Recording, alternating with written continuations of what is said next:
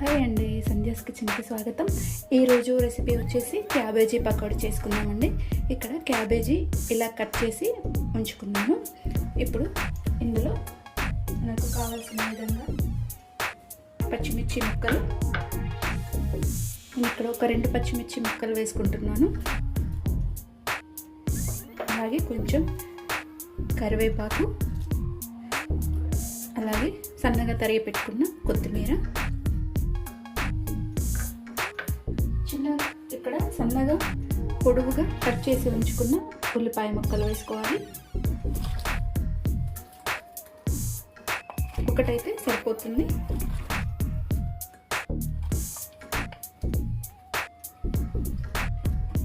ఇప్పుడు ఇందులో అల్లం వెల్లుల్లి పేస్ట్ వేసుకోవాలండి.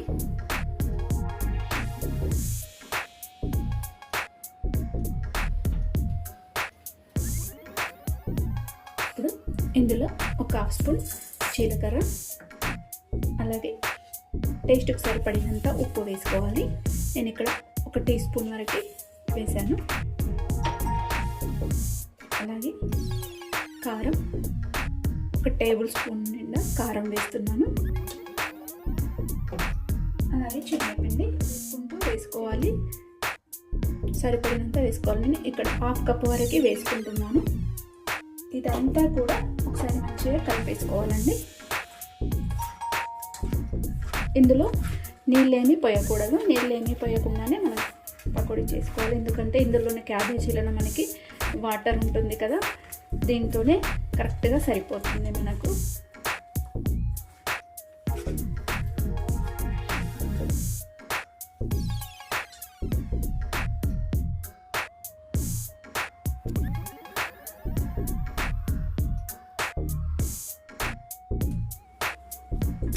ఇదంతా కూడా కలిపేసుకోవాలండి.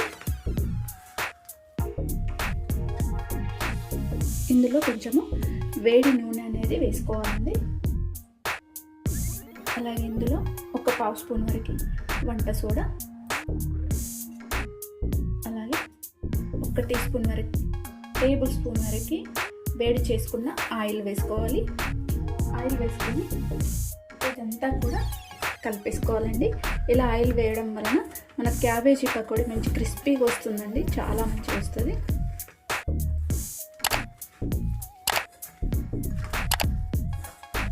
మొత్తం ఉప్పు కారం అంతా కలిసే విధంగా కలిపేసుకోవాలి.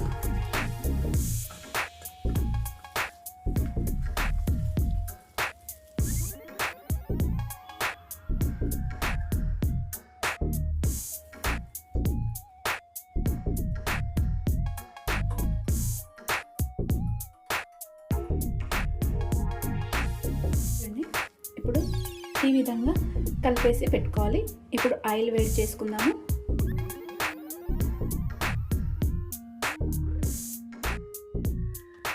ఇప్పుడు ఆయిల్ కూడా వేడైపోయిందని మనది. ఇప్పుడు పకోడీలాగా చేసుకుందాము. పకోడీలా కొంచెం ఇలా విడివిడిగా కాకుండా ఇలా కొంచెం ముద్దగా చేసుకుంటే మనకు పకోడీ అనేది మాడకుండా వస్తుంది.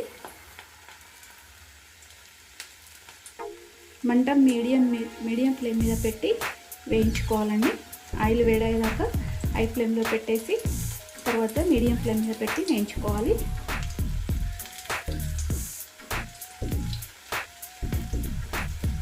మనకు ప్యాన్లో ఎన్ని పడతాయో అన్నీ చూసుకొని వేసుకోవాలి. విడివిడిగా వేస్తే ఏమవుతుందంటే మనకు క్యాబేజీ అంతా మాడిపోతుంది. అందుకని ఇలా వేసుకుంటూ ఇలా కొంచెం ప్రెస్ చేసుకుంటూ వేసుకోవాలి.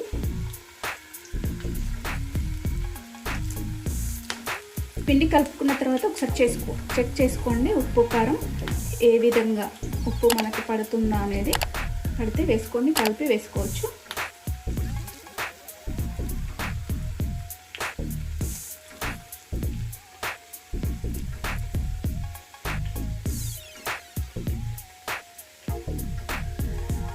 ఇవి ఒక సైడ్ కాలాక మళ్ళీ ఇంకో సైడ్ తిప్పుకుందాము.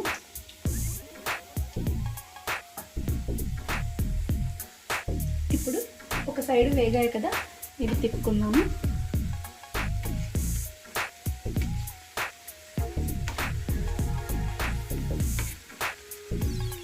ఇలా టర్న్ చేసుకున్న తర్వాత ఇంకో సైడ్ కూడా మంచి బ్రౌన్ కలర్ వచ్చే వరకు వేయించుకోవాలండి.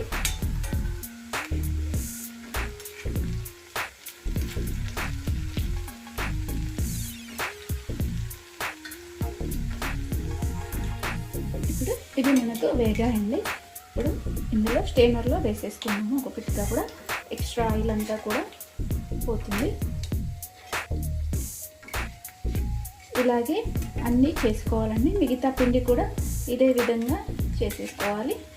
కాకపోతే మీడియం ఫ్లేమ్ మీద పెట్టుకొని వేయించుకోవాలి, లేకపోతే లోపలంతా కూడా పచ్చి పచ్చిగా ఉంటుందండి, ఉడకదు మనకు క్యాబేజీ అంతా కూడా.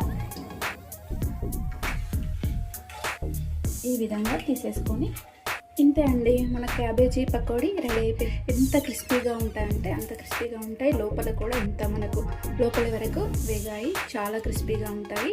ఈ రెసిపీ నచ్చితే మీరు కూడా ట్రై చేయండి. అలాగే లైక్ చేయండి, షేర్ చేయండి, నా ఛానల్ని సబ్స్క్రైబ్ చేయండి. Thanks for watching.